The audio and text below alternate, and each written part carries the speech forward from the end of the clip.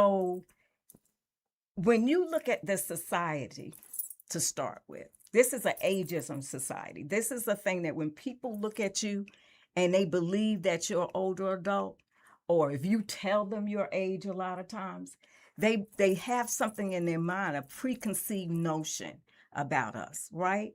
And so you see that in employers, you see that in institutions, you see that in healthcare. And I'm gonna give you an example of how this happens in healthcare, okay?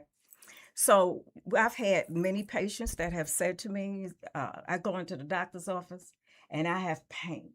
And they say, well, you're old now. You're old now. It's due to you being an older adult, right? No, you have pain because there is something going on in your body. There's an injury or illness that has happened to you. So once again, I go back to ageism is real. And that's looking at it from the outside, but internally we tell ourselves something too when we are older adults. A lot of times we think we are a burden on society. We think that we're useless to society, and that is not true. So how do we start? With educating our families on what really preparing them for our aging journey. That's what I like to say. I think I'm gonna get a t-shirt and put that message on there. Okay. So one of the things is realizing when we can no longer do some of the things that we used to do. If you think about it, when people are even in their 40s, they start talking about what they couldn't use, wasn't able to do. Think about it. Well, as you get older, and you in your 60s and your 70s, don't you think those things are going to increasingly change? Makes sense, right? Right? So what we need to do is be real about what is happening with our bodies, what we can no longer do, and think about stomping on that pride and saying, I need some assistance with something, right? And bringing it to light.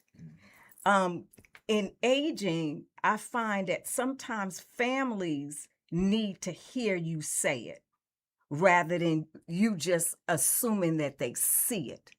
Because a lot of times our families do not want to admit it's painful to see you changing, right? And when I say changing, I'm not talking about mental changing always. I'm talking about physical changes as well, financial changes. Okay, so I'm gonna give you an example. So, and I find this to be in a lot of men a lot of times. So, have been taking care of their children and taking care of their grandchildren because they've had 2 jobs all their life, and then all of a sudden your income changes. You're not getting those extra checks that you used to getting. But yet you still want your family to see you as the person that can be able to help you out financially, right? You have too much pride or you're embarrassed to say, I am no longer able to do that. And then what I see are individuals that are coming to me and saying, I need help because my house is getting ready to go into foreclosure or I am unable to afford my medicine. Because they simply don't want to let their family know about the change. How about injuries and falls in older adults? A lot of times it's because, I was so used to going up on a ladder and putting up those ornaments, right? For the holidays. You're laughing because and you got to think about, you may not, your muscles are not as strong. Your hearing is not the way it used to be. Right? And definitely your vision is not the way it used to be.